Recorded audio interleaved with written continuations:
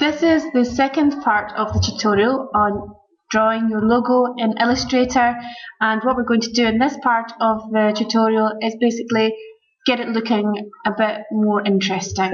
Okay, the first thing I want to do is stop looking at the lower layer. We don't need that anymore. So we'll unclick, and now you can see just the line. Now you can see there's still a couple of lines that are too sharp, so I'm using the direct selection tool here, which is A, the direct selection tool. It's the white arrow, and I'm just going to pull out some of these arrows, these handles, just to soften it. Okay, I'm softening that line there. I'm not entirely happy with that one, and I'm not entirely happy with that curve here. I think it's too abrupt. That's much nicer. Okay, this A here, I want to just bring it a little bit. That's better. Okay, it's, again with the G, just needs to kind of soften that line here. It's going out a little bit too far there, and I want to soften this line here. I feel like it's getting a bit too fat. Okay, not happy with that. Now I actually quite like this overlap here. It wasn't the way my original drawing is, but I quite like it, and I quite like the dynamic feel here. So I'm going to leave that like that. What I'm going to show you next is how to use brushes.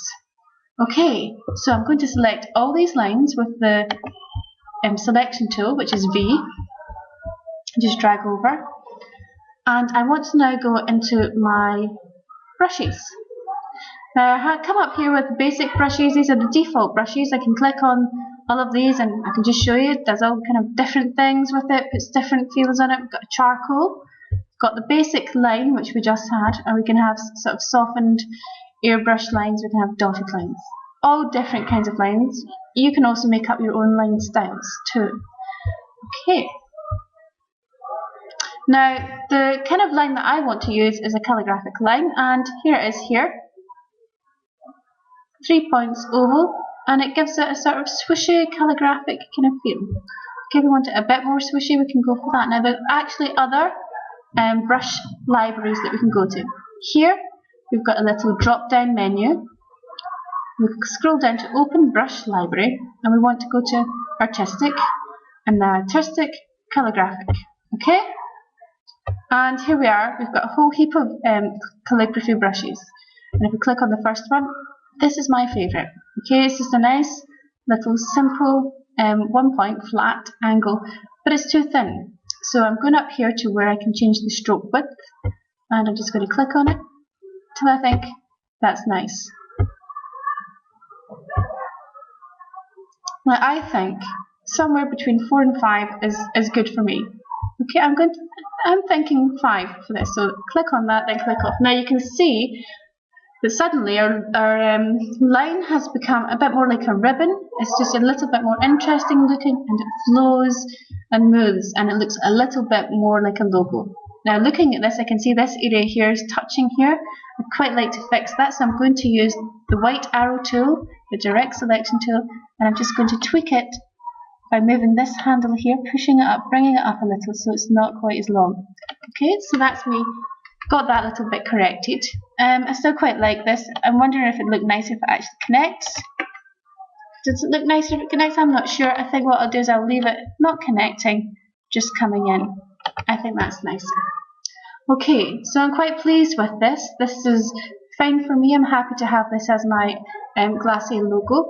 I'm kind of thinking, do I want to bring this down a little bit to bring it? Now, if I want to bring that completely down here, so it's a little bit like an accent, it just kind of swishes that, and then we just move the other bits. Now this is what you can kind of do. You can just play about with it until you think, I quite like that. Now do I like that? I'm not sure. That's okay, but it looks like I've got an E shape here. I think I'll undo that.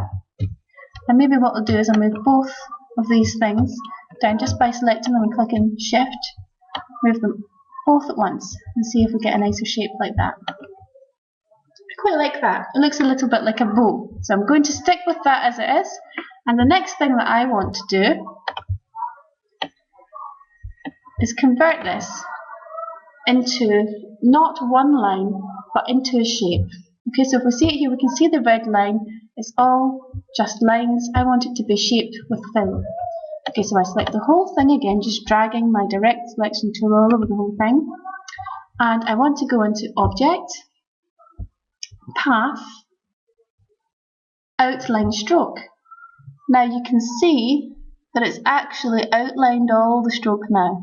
So it doesn't actually have a line anymore that I can change, so I can't really easily change this anymore. This is kind of locked into this position, but it has fills. Now I also want it to be one unit that I can make changes to. I don't want to have these overlaps here, so I want to use my Pathfinder panel. Okay, and I'm going to click on the one that says Unite. And as you can see, it's united all of it, so it doesn't have any of these overlaps. What I can do now is change this very, very easily by clicking on it, and I don't have to select it all, it's all joined together now, and I can click on it and change it to any colour that I like.